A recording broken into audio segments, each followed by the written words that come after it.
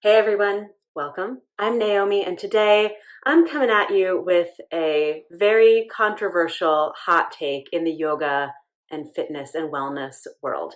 And that is that there is no such thing as hip opening.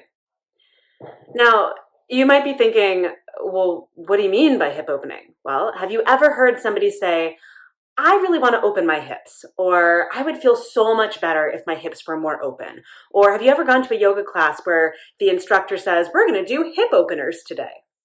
Now, the thing is that this is a fairly common term within the yoga world in particular, but also I think, within the broader fitness and wellness universe, right, of movement.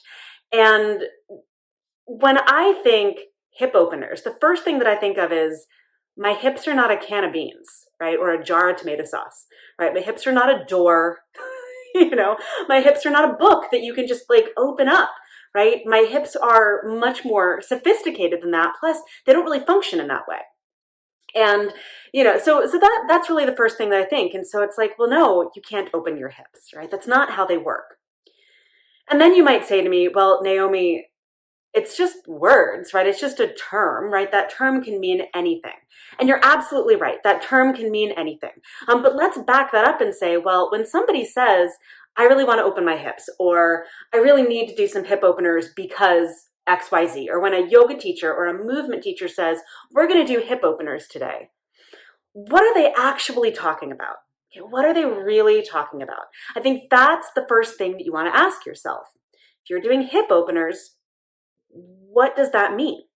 Well, I think the first thing that it means is that people are looking to create more freedom in their hips, more movement, in which case you're saying, well, I want more hip mobility, right? I want to be able to move my hip joint much more freely. I want to be able to move my femur bones a little bit more easily. I want to be able to walk with more ease. I want to be able to just move around in my life without feeling stiff and tight.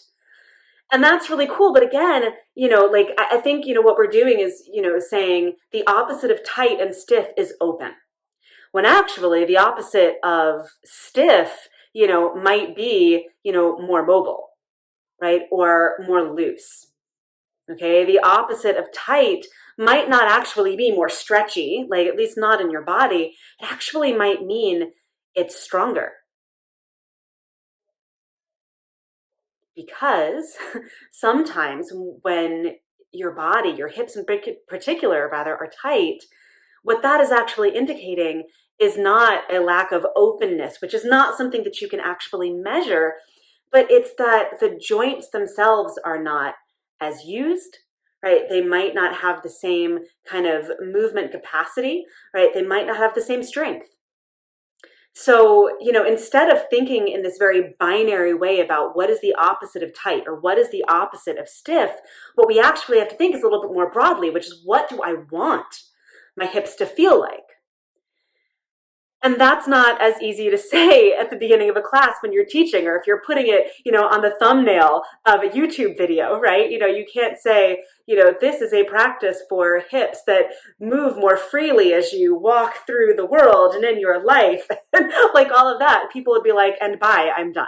Okay, so, I understand the need to have a term that really encapsulates the idea of what we want our hips to have in the way of freedom and health. But at the same time, it's a little bit inaccurate. And so that's why I sort of push back against this idea of what it means to have open hips and why I think it's really important to use better terms.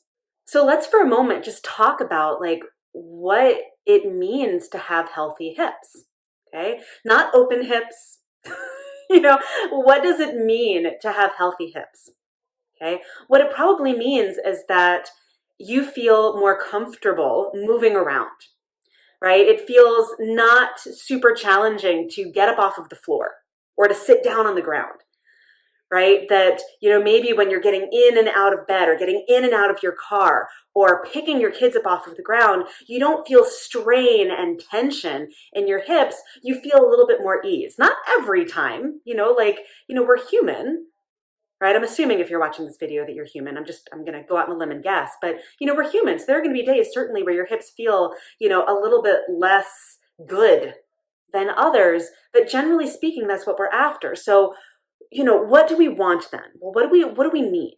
What we need are things that help to create more strength for our hips, more stability, and more mobility, right? That trifecta of hip health is really what we're after. Okay, and those three things, hip stability, hip strength, and hip health, are going to be the things that ultimately give us that feeling that we want when we say open hips, but is actually, more broadly speaking, healthy hips. So then what is it that we actually need to do in order to have healthier hips? Well, ultimately, we need to target the joint structures, meaning the pelvis, knees, and ankles, and the musculature that supports those joint structures, right? And those are all lower body joints, right? Like we're talking pelvis, your hips, we're talking your knees and your ankles, right? Because all of that contributes to how your hips move, right? And the musculature, ligaments and tendons as well, that support those joints are also really important. So that means that you need to do more mobility, right? More dynamic movement.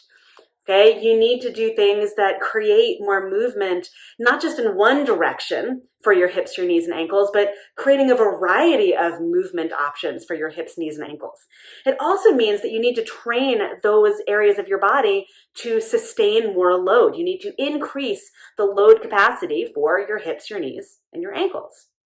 Okay, so those are the things you need to do. In addition, working on things like balance, right? Changing up how you hold yourself up. So not just, can I stand on one leg wearing sneakers, and lift my leg up, but, can I shift from one leg to the other? Can I balance on surfaces that are not, completely solid? Right? What about balancing on a pillow? What about balancing on sand?